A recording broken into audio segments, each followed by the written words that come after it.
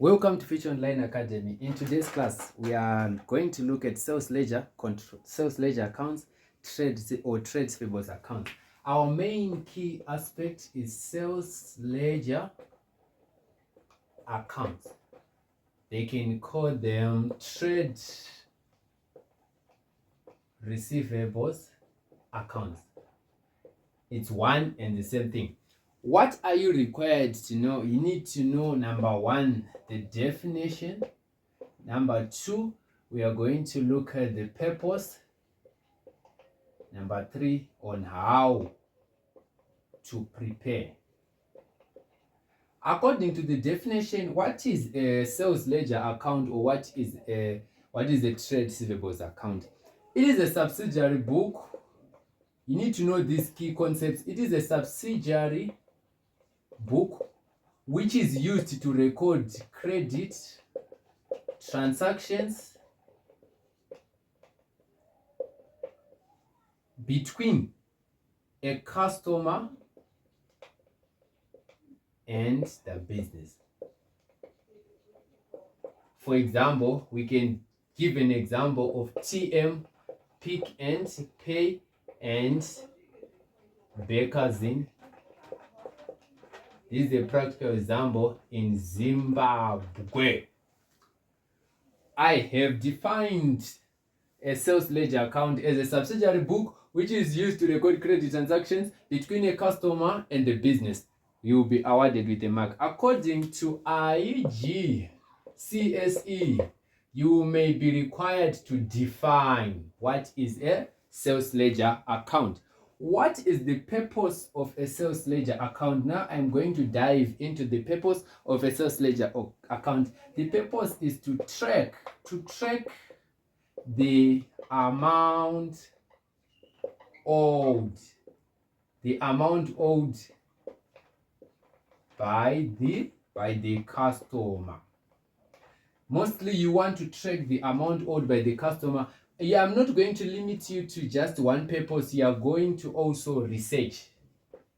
Go and research on other purposes. Probably 3 or 4 will work out for you. Because according to IGCSE, or you may be asked to give the purposes of preparing a sales ledger account. Moving forward, we are now looking at the key components of a sales ledger account or a trade receivables account.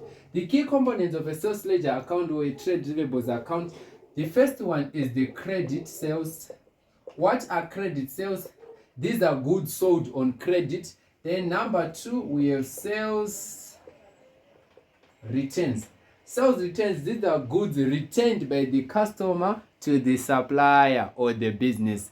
For example, we can take a practical example of whereby a Tesla motor vehicle is given back, or it is brought back to Tesla. Why do sales returns occur, or why do a customer return goods to the supplier? In most cases, they may return goods to the supplier. Maybe the product is faulty or the product has expired. In food industry, we can say it has expired, probably in food industry. Another key aspect is the bank or cash. This is the money received, or we also have what we call the discount allowed. Discount allowed, this is the discount which is given when you make a prompt payment. Moving forward, we now want to look at how we prepare. We prepare the sales ledger account in 2 ways. In a ledger account format, whereby it is a T account, or either as journal entries. Now I want to explain how you prepare. I'm done with showing you or introducing the main concepts which you need to know for us to understand better. Let's dive into preparation of the sales ledger account in terms of, I want to prepare a T account and a T account and some journal entries. When you are required to prepare a T account, you first write the debtor's name. For example, Mr. Hammer. Mr. Hammer is our debtor. Then you draw your T. You put your currency. Sorry, you extend, you put your currency. Sometimes in terms of Cambridge, you are given the columns already, but in terms of ZIMSEC O level, you put your own columns. You actually draw your own debtors or sales ledger account. If you don't know how to draw it, my friend, life will be very, very hard for you. You write the dates. Year first, you write the month, for example, March 1. Then you write the balance, BD. In most cases, you are given a debit balance. Since a trade payables account has got a debit balance, then you record, probably may be given a 2. On too much, you record the credit sales on credit. On debit side, I have told you, I have explained what are credit sales to you. Then we record on item, maybe on the 3rd, a dishonor check. You record dishonor check here. Then after that, you come here, you write March, probably it's March 5. You record bank or cash. You record bank or cash. Maybe it's on the 7th. You record a discount allowed.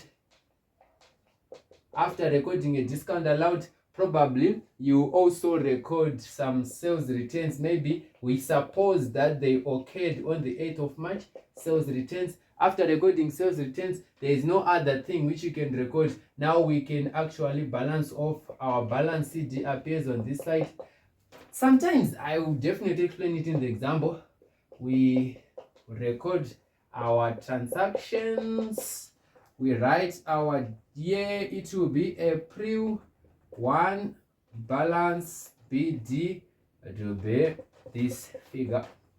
This is how you record a debtors account in terms of a T account or a ledger account. This is the format which we utilize if you are asked to prepare in this manner in the examination. I want to dive into preparation in terms of journal entries. In terms of journal entries, let me rub all these. I hope we are moving together and you are writing down some notes. According to journal entries, you write your T accounts first. We write, don't forget to write debit. If you don't write debit, credit, these are not journal entries. They are meaningless. You'll be awarded with 0. The whole question is 0, because if you don't write debit or credit, the examiner will not make some assumptions. This is the debit, this is the credit. You need to just write your things so that the examiner will not find a way to penalize you. We are now starting with a credit sales journal entry. A credit sales journal entry, you record trade receivables. For example, Mr. Hammer, he took goods on credit. He is receiving goods. We debit the receiver. He is receiving goods, the giver. And also our sales, they are increasing. We record sales of the business. For example, let's suppose the business is Tesla. Sales are increasing. Many students, they fail to present their work so that they can get full marks in terms of examination. When you are recording journal entries, don't ever make a mistake whereby you start your sales figure here. You write sales like this. You'll be penalized, guys. When you're writing your journal entries, you just leave a small gap. Then you start sales, you record. This is the journal entry for credit sales. Then we are now moving on to the journal entry for sales returns. For sales returns, you record, you debit sales returns. Then you credit what? You credit the trade receivable, which is Mr. Hammer. Suppose you bought a motor vehicle from Tesla, and Mr. Hammer bought a motor vehicle from Tesla, and the motor vehicle is not performing very well. I will return the motor vehicle to Tesla. Henceforth, I will debit the sales returns and credit them. It's the customer, Mr. Hammer. Then receipts journal entry. we debit the bank or cash figure, then we credit the trade receivable. Money is entering in the business, we actually increase by debiting it. After that, I want to rub some of the aspects here for me to proceed to other journal entries for you to understand. We are going to look at the journal entry for discount allowed. For discount allowed, you first debit, you first debit the bank and also debit the discount allowed. Then we credit the trade receivable. Suppose X. Then that's how we record for discount allowed. For dishonored check, you record the trade receivables figure, then you credit the bank. Because we are returning the check, henceforth we credit the bank. Then bad debts, we debit bad debts or irrecoverable. I'm just giving you an introduction in terms of these things, but we will definitely dive deeper when you look into an example on the part 2 of the video. Then we credit receivables. I'm done. I hope you have understood the concept in terms of preparation of sales ledger accounts, the introduction, the formats. Our main focus was to look at the definition, the purpose, the preparation. I hope you have understood the concepts. Don't forget to subscribe, like, and share. You have a great time, and also I wish you the best in your academic preparations for the examinations in October, November session.